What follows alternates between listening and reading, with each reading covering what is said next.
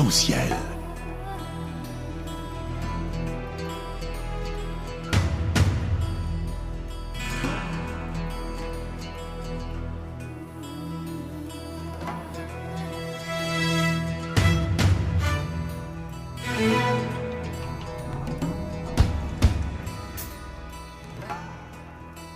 Arc-en-ciel, votre émission marocaine, chaque dimanche de 14h à 15h pour tout savoir sur le Maroc. Actualité, culture, économie, société et animation festive. Avec Abdelatif, Arc-en-ciel au cœur du Maroc.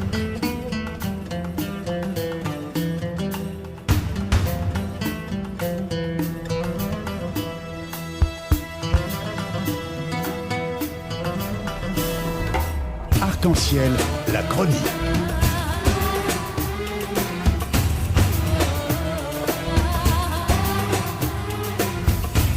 Arc-en-ciel info.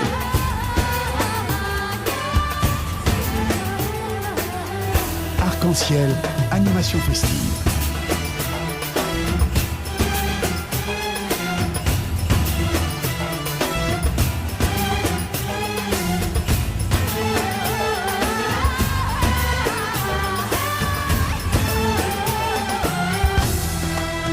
Bonjour à toutes et bonjour à tous et bienvenue dans l'émission Arc-en-ciel sur Radio Pluriel.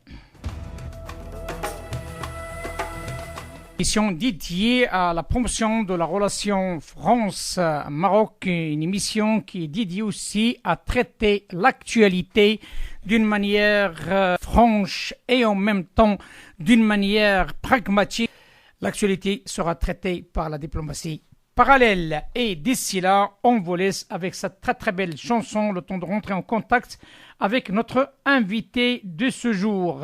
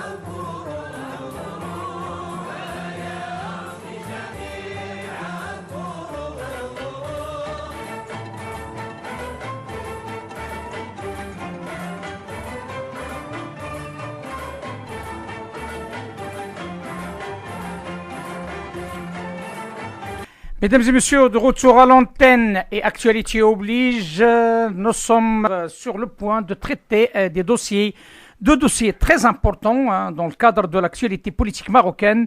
Un dossier qui peut être une source de conflit, la dernière réalisation du gouvernement égyptien. Mais aussi, il y a un dossier qui est très très important dans un cadre de la promotion du Royaume du Maroc au sein du continent africain et la visite de Sa Majesté. Notre invité, un invité de renom, un jeune franco-marocain qui travaille dans un cadre très poussé, mais aussi un géopolitologue qui nous donnera aussi sa vision de la chose, d'une vision plus diplomatie parallèle, une vision qui peut être source d'inspiration pour la diplomatie officielle au Royaume du Maroc. Cela ne montre qu'une chose, que les compétences franco-marocaines à l'étranger suivent de près l'actualité marocaine et sont très intéressés, et ça les touche comme ça les touche tous ensemble. Ahlan wa sahlan, c'est Kamel Kaja, marhaban. Ahlan, c'est Abdelatif. Marhaban bik akhi, bienvenue dans l'émission Arc-en-ciel. Donc Merci. C'est une émission que vous connaissez depuis un certain temps et comme vous le savez, vous êtes la bienvenue quand vous le souhaitez. Merci. Je tiens d'abord à saluer tous nos auditeurs qui nous écoutent à travers votre émission. Et donc, on va essayer de traiter, comme vous l'avez dit, des deux sujets qui sont d'actualité et qui sont d'une grande importance pour le Maroc.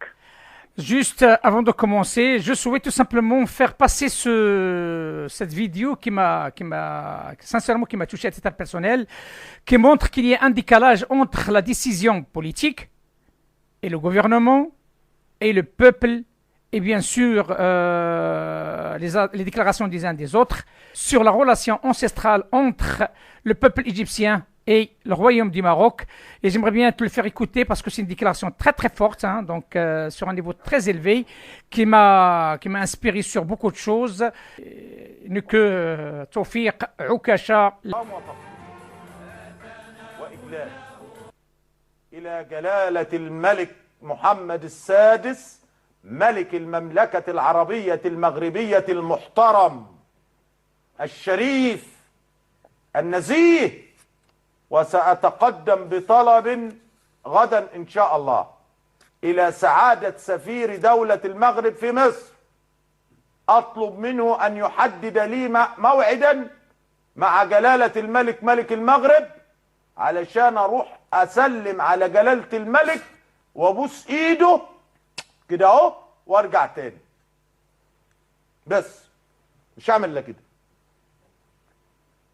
يبقى انا احدد عايز اروح اقابل جلالة الملك ملك المغرب ليه يا حياة؟ بتقول عاوز تبوس ايده. هروح ابوس ايده وارجع. بس هقول له يا بطل يا ابن البطل، يا زعيم يا ابن الزعيم، يا اصيل يا ابن الاصيل، يا اعظم رئيس واعظم ملك في العرب. بس على طول قال الحقيقه. اجيب عربيه اللي اعملها؟ لا هنضحك على بعض، ده انتوا عمالين بتقطعوا في بعض.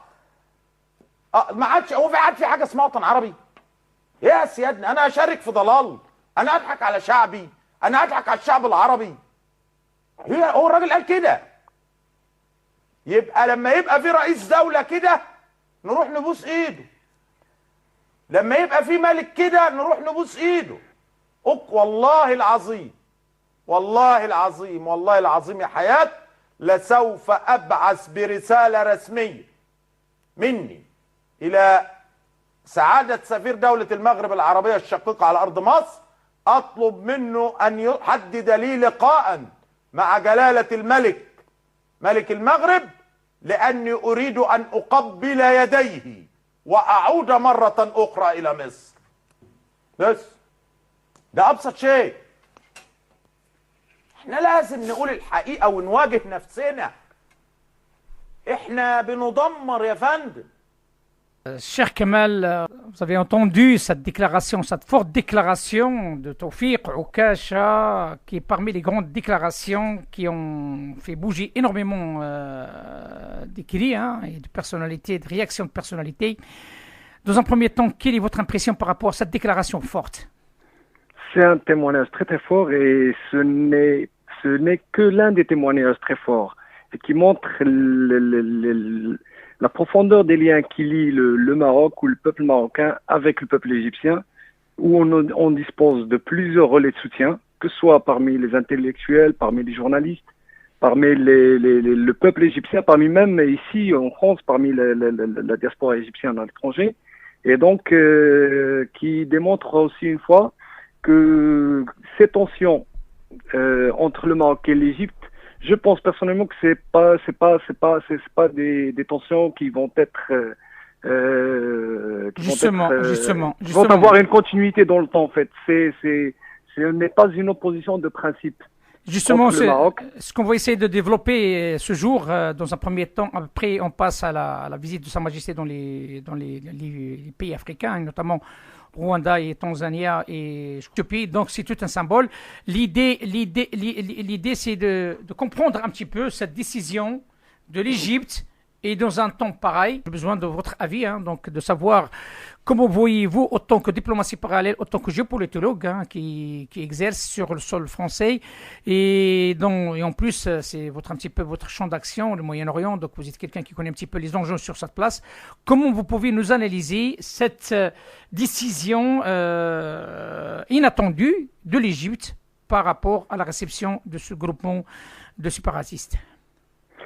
Cette tension, d'ailleurs, il est né donc de la réunion conjointe des parlements arabes et africains, donc qui s'est tenue le 10 octobre au Caire, et qui a connu la participation donc d'une délégation du Polisario, qui a été reçue avec des égards et qui a eu des entretiens avec le président du Parlement égyptien, une initiative en fait qui a été considérée par le Maroc comme inacceptable. Donc l'Égypte, dans un premier temps, il a essayé de prendre contact avec le Maroc pour s'expliquer et rassurer ce dernier quant à son soutien concernant la position officielle du Maroc. Moi, personnellement, je vois qu'en fait, que le Maroc subit les dommages collatéraux des tensions entre l'Égypte et l'Arabie Saoudite.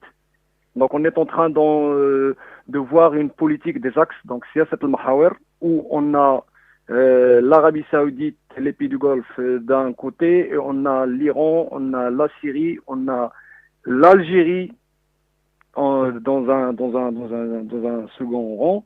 Et donc, le Maroc est en train de subir les dommages collatéraux de ces tensions. Parce que l'Arabie Saoudite, donc, il a pris l'initiative donc, de suspendre ses livraisons de pétrole à l'Égypte par rapport à sa non-participation donc, dans la coalition arabe contre le Yémen. Donc, jusqu'à maintenant, l'Égypte elle tergiverse, il refuse d'envoyer des troupes en Yémen. Donc, par rapport à la Syrie, donc le vote dernier de l'Égypte au Conseil de sécurité donc contre les positions saoudiennes. Donc et dans un deuxième temps, c'est que le Maroc aussi fait les frais des manœuvres algériennes, donc pour gêner la réintégration du Maroc au sein de l'Union européenne, de l'Union africaine. Donc il sera étudié en janvier prochain, donc lors du sommet de l'Union africaine à Addis Abeba. Donc et elle a essayé de rentrer dans cette brèche. Donc, proposant à l'Égypte de combler le déficit en hydrocarbures, donc suite au désistement de l'approvisionnement saoudien, en lui proposant 30 000 tonnes en fait d'essence. Donc, cependant, on est loin de parler d'un vrai rapprochement entre l'Algérie et l'Égypte. Donc, il faut mettre le point là-dessus. Donc, ces deux pays qui sont opposés en ce qui concerne la Libye, parce que l'Égypte, qui soutient le Khalifa Haftar, est opposé au gouvernement d'union nationale de Sarraj, soutenu par les milices islamistes proches des frères musulmans, et très soutenu par le Qatar et la Turquie. Parce que l'Égypte y voit donc une menace existentielle et une tentative d'encerclement de la part des frères musulmans. L'Algérie, par contre, et ça c'est étonnant, c'est qu'elle soutient le gouvernement d'union nationale de Fayez Sarraj, qui est issu du processus de Skhirat, donc au Maroc, et qui est soutenu par les Nations Unies. Donc, il voit d'un mauvais œil le rôle joué par Haftar, notamment après la prise de contrôle du croissant pétrolier libyen. Elle a mis en garde donc l'Égypte et aussi la France, parce que faut pas oublier que la France donc il est très impliquée en Libye, et l'Algérie, on connaît les sensibilités par rapport à la France. Donc, il a mis en garde contre toute avancée de Khalifa Haftar vers l'ouest.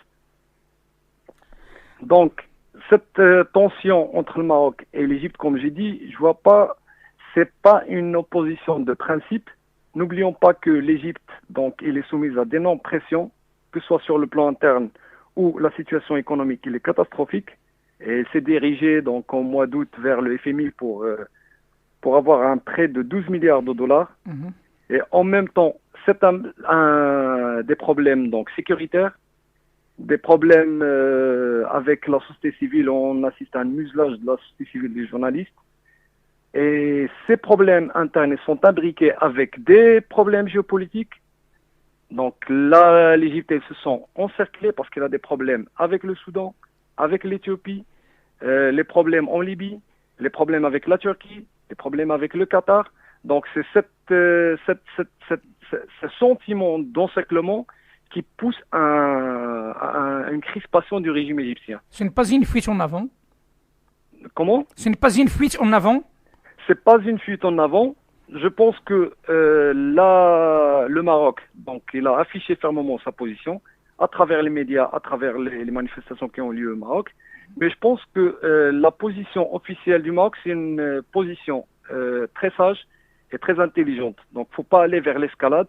Il faut essayer de rassurer le régime égyptien et en même temps de jouer sur cette sensibilité, que ce soit en Libye, et en même temps essayer de rapprocher les positions, parce que le Maroc, c'est un grand allié de l'Arabie Saoudite et il a un coup à jouer là-dessus. D'accord.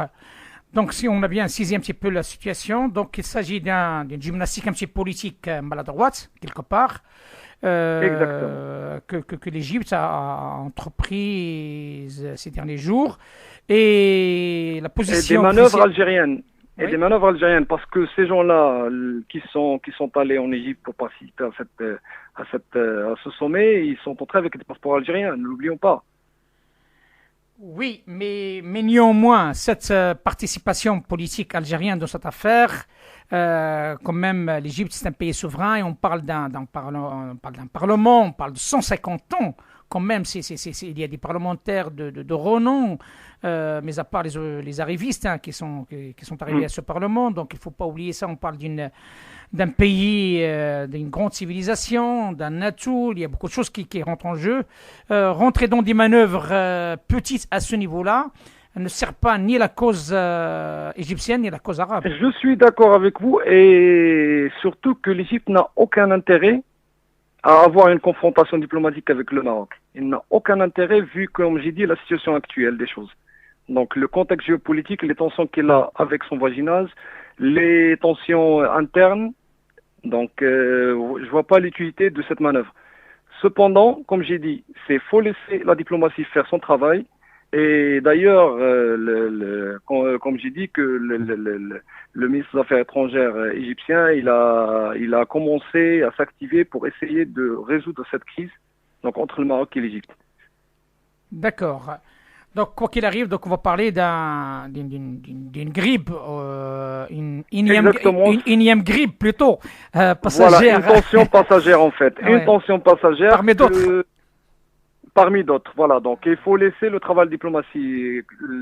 C'est elle qui peut résoudre cette crise. Et aussi, comme j'ai dit, il faut jouer sur les subtilités géopolitiques pour faire avancer notre position. Ne vous croyez pas que cette gymnastique politique hasardeuse, plutôt, n'est pas le résultat d'un chef d'État qui n'est pas politique. On le sait très très bien, il s'agit d'un homme de l'armée, donc ça n'a rien à voir avec la politique.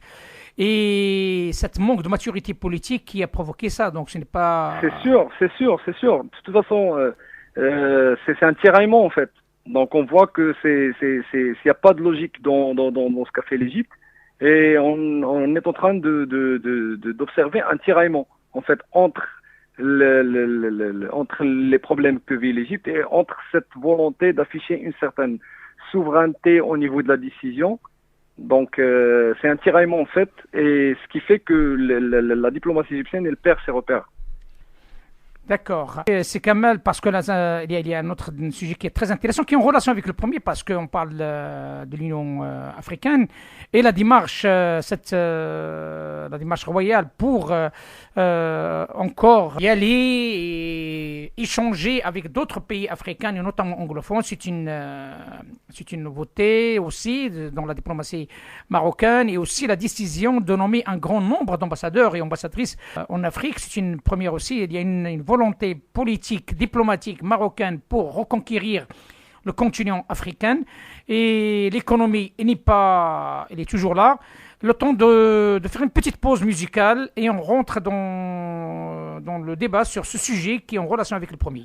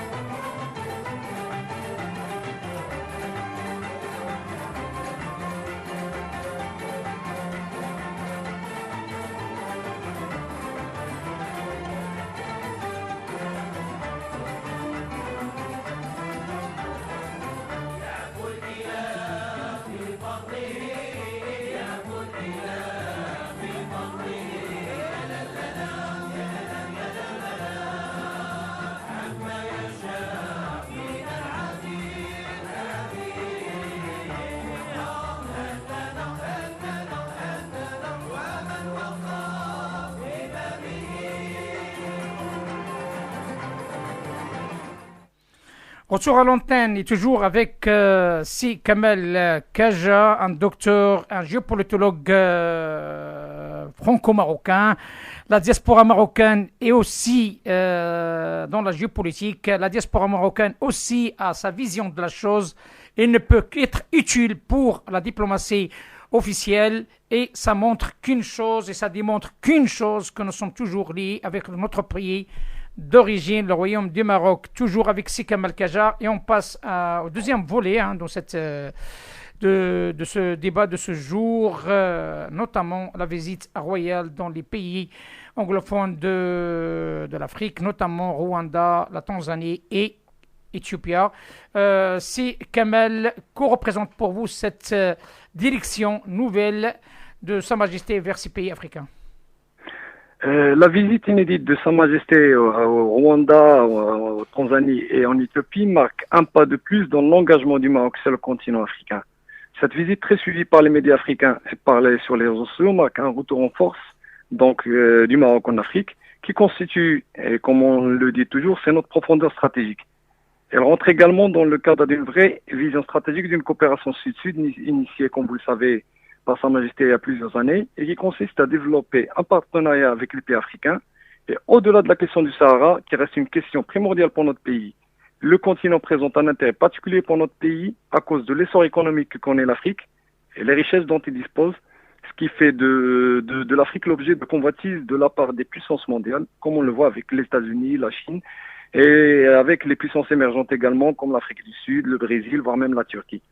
Donc cette visite marque la volonté marocaine de réintégrer l'Union africaine, dont notre pays est l'un des pères fondateurs, comme vous le savez, comme elle marque l'attention particulière que donne le Maroc maintenant aux pays africains anglophones, notamment ces trois pays qui disposent d'une influence certaine au sein du continent, une attention qui rentre dans une volonté marocaine de mettre fin à la politique de la chaise vide concernant et concernant sa représentativité dans ces pays depuis des années. Ce déficit de représentativité qui a eu une répercussion directe sur notre position concernant le dossier du Sahara à cause de la propagande de la part des ennemis de l'intégrité territoriale du Maroc, mais aussi parfois à cause d'une certaine incompréhension de notre position et nos revendications qui sont d'ailleurs des revendications très légitimes.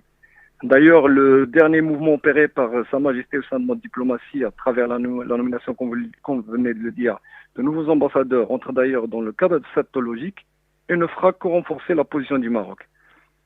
Concernant la visite de Sa Majesté au Rwanda, il intervient, comme je l'observe, dans un moment très important et marque l'excellence des relations entre les deux pays, comme le montre l'accueil chaleureux accordé à notre roi. Cette visite fait ainsi suite à la visite du président rwandais Paul Kagame au Maroc, donc en juin dernier. Et d'ailleurs, ce n'est pas anodin. Donc si la volonté du Maroc à réintégrer sa grande famille africaine est exprimée pour la première fois lors du 20e sommet de l'Union africaine qui s'est tenu en juillet dernier dans la capitale rwandaise Kigali. D'ailleurs, le recueillement de Sa Majesté devant le mémorial des victimes du génocide rwandais, s'il a constitué un moment fort de cette visite, je considère qu'il constitue un message très clair de Sa Majesté sur l'adhésion du Maroc aux valeurs universelles du respect des droits de l'homme et du rejet de la violence. Une adhésion confirmée par l'avancée réalisée par notre pays depuis quelques années grâce aux réformes effectuées dans ce domaine. En ce qui concerne la Tanzanie, donc deuxième pays à être visité par Sa Majesté, elle revêt également une importance pour le Maroc. Ce pays qui dispose d'une très grande influence sur la scène africaine connaît également une importance sur le plan économique. Son dynamisme et la diversification de ses acteurs productifs ont fait de la Tanzanie, dont l'économie était basée autrefois sur l'agriculture, un pays très convoité par les puissances. La visite en Éthiopie, qui constitue la première visite d'un souverain marocain au camp de l'Afrique, est également une grande importance. Si l'on sait que l'Éthiopie abrite donc le siège de l'Union africaine, ceci constitue un message très clair et très limpide de la part de Sa Majesté sur la ferme intention du Maroc de revenir en force à cette instance continentale dont il est l'un des pères fondateurs, comme on l'a dit, et de mettre fin à cette politique de la chaise vide. Donc il ne faut pas oublier que ce pays aussi, qui est le deuxième peuplé du continent, connaît un essor économique sans précédent avec un taux de croissance incroyable et on voit maintenant l'implication de la Chine dans ce pays. Effectivement, cette offensive plutôt économique, mais aussi qui est derrière, qui est aussi politique, parce que là, il faut qu'il y ait une présence économique. On a vu comme que la délégation marocaine a été composée de différentes éminentes personnalités économiques, soit dans le domaine bancaire, soit dans le domaine agriculture. Tout ça signifie tout simplement qu'il y a une étude bien faite sur... C'est une vraie vision. Oui. C'est une vraie vision. Donc, et d'ailleurs, comme j'ai dit, il ne faut pas voir toujours l'engagement du Maroc selon le prisme du dossier Sahara. Donc, si cette question elle revêt une importance capitale pour nous tous, le Maroc doit avoir également une forte diplomatie économique, en plus de sa diplomatie classique. Vu l'essor économique que connaît le continent africain à cause de sa richesse en matières premières, la dynamique de sa population, dont la majorité est constituée de jeunes, qui fait de l'Afrique un marché potentiel plein d'opportunités pour nos entreprises. D'ailleurs, le continent connaît depuis quelques années un taux de croissance encourageant, et le Maroc est considéré comme un pôle de stabilité et qui dispose d'une grande expertise dans plusieurs domaines. Donc, on citera le domaine bancaire, le télécom, l'aéroportuaire, le BTP, mais aussi religieux et sécuritaire, doit ainsi profiter de cette dynamique que connaît le continent. Donc, les atouts dont dispose le Maroc doivent être utilisés pour renforcer notre partenariat avec ces pays, qui ne sera que bénéfique pour notre économie. Et d'ailleurs, un ancrage politico-économique de ces derniers au Maroc permettra une plus grande compréhension de notre position, voire un renforcement de notre position par rapport à la question du Sahara.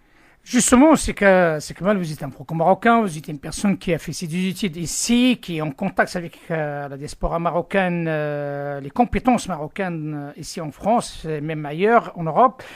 Comment vous voyez deux questions qui m'interpellent. La première, comment peut-on être encore efficace et utile par rapport à cette diplomatie que le Maroc entreprend en Afrique, d'un côté, mais aussi sur le plan économique. Mais une deuxième question, ça va être ma dernière. Comment vous avez aperçu le dernier discours de Sa Majesté, un discours très fort dédié à ces anomalies qui assassinent la promotion du Maroc? Comme nous tous, je pense que tout le monde a écouté le discours de Sa Majesté avec une attention très particulière. Et cela démontre deux choses. D'abord, donc encore une fois, le décalage entre la vision de Sa Majesté et la classe politique et l'administration. La deuxième chose, c'est très important, c'est que l'attention très particulière et la sensibilité de notre roi par rapport aux problèmes que connaissent les Marocains résidant à l'étranger. Donc ça, c'est deux choses qui sont très importantes et c'est pour ça que on en a parlé lors de la dernière émission concernant la boîte à idées et tout ça. Donc il faut faire un travail de réflexion, un travail profond, donc pour essayer de développer cette diplomatie parallèle, de permettre encore une fois la promotion des Marocains résidant à l'étranger, voire même à ouvrir un débat très sérieux, très clair sur leur représentativité au sein du Parlement. Donc ça, c'est une chose très très claire, ce qui fera bénéficier le Maroc des capacités dont dispose notre diaspora ici, donc et leur permettre aussi de s'engager dans cette dynamique socio-économique, voire même diplomatique, donc à travers leurs investissements, à travers leur expérience, donc ce qui ne peut être que bénéfique pour notre pays. Parfait, c'est Kamel. Je souhaite vous dédier ce dernier sketch d'un franco-marocain aussi, hein, donc célèbre. Je suis quelqu'un qui adore. Voilà, vous allez être bien servi. C'est Gad Elmaleh. Quand je joue ce moment du spectacle, je me dis la même chose. Je me dis si j'étais né aux États-Unis, je serais un acteur américain.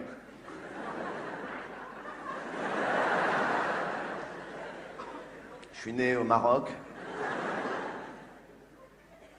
Ce qui est bien quand t'es marocain, quand tu vas aux States, si tu sais comment leur dire que t'es marocain en anglais, tu passes pour un américain. Moi, j'adore faire ça. Ils me demandent d'où je suis, on me dit « Where are you from ?» Et moi, je réponds « Oh, I'm a Moroccan. »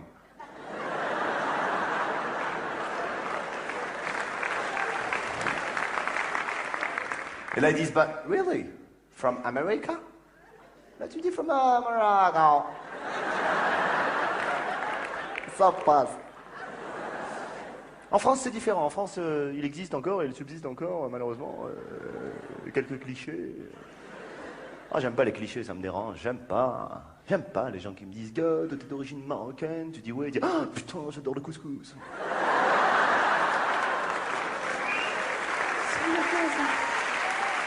Tu me vois comme un couscous, c'est ça? Je viens d'un pays avec sa culture, avec son histoire, de quoi tu me parles? C'est comme les journalistes qui me disent « Oui, vous avez pas l'impression dans votre nouveau spectacle de renier un peu vos origines ?» Je dis « Non, pourquoi ?» On me dit « Parce que vous parlez normalement. » Tu crois toute ma vie je parlais comme ça? C'était un film, madame, hein? Tu crois que je venais en France, j'ai fait une cure de désintoxication de moi-même ou quoi? Cela dit, ça serait drôle s'il y avait des cures pour que les mecs qui perdent leur accent, qui renient leurs origines. Ce serait triste, mais ce serait assez drôle de voir comment ça se passerait, tu sais. Les mecs, ils doivent prendre un traitement. Et si un jour un mec en pleine réunion, il craque, il n'a pas pris le traitement, ça fait 30 ans qu'il est en France, il a un poste très important. Il fait une rechute devant 30 personnes, démasqué, un beau jour, comme ça, il est là en pleine réunion. Il est vrai que j'aimerais voir à la fois subsister 2 écoles de cette entreprise, à la fois la stratégie documentalisée sur la plupart...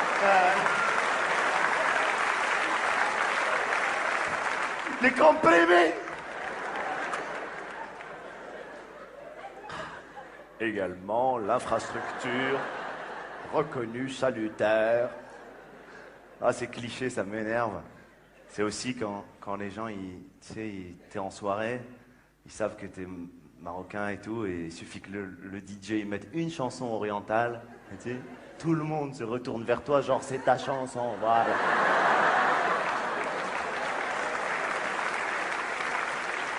Et ils pensent que ça te fait plaisir, tu sais, ils te disent, allez hop, eh oh, Amdoula et compagnie, là, je sais pas quoi, là. Eh, dis donc, hein, les rali ralou rala, là, je sais pas quoi, là. Hein, you, les Indiens et compagnie, allez hop, hop, hop.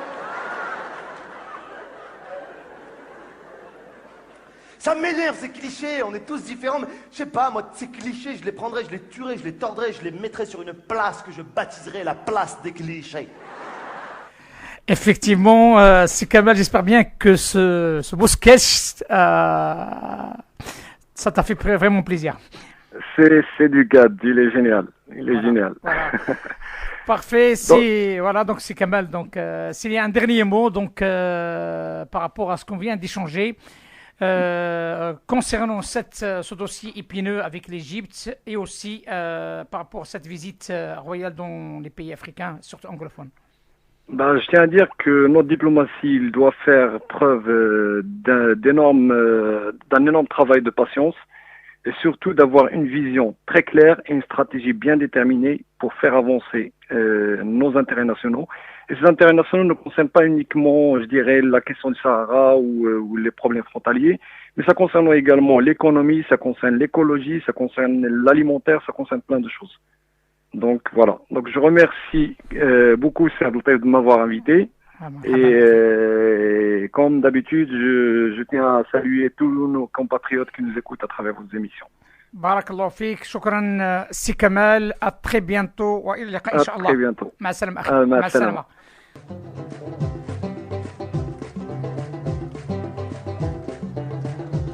ياللي ما شتوني رحموا عليا ياللي ما شتوني رحموا عليا انا راني مشيت والهول اداني والديا وحبابي ناس خاوبيا حر الغيوان ما دخلتو بالعاني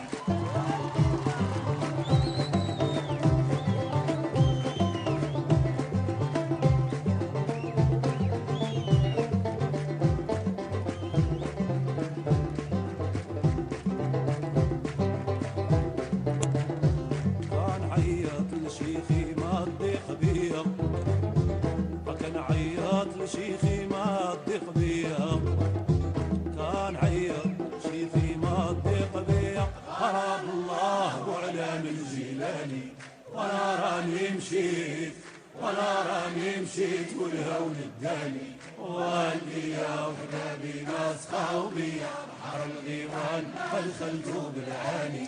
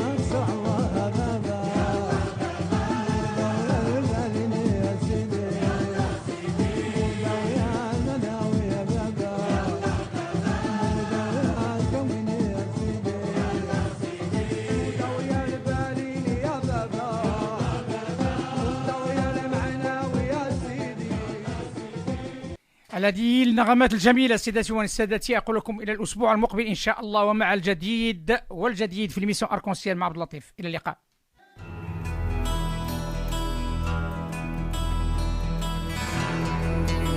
Arc-en-ciel.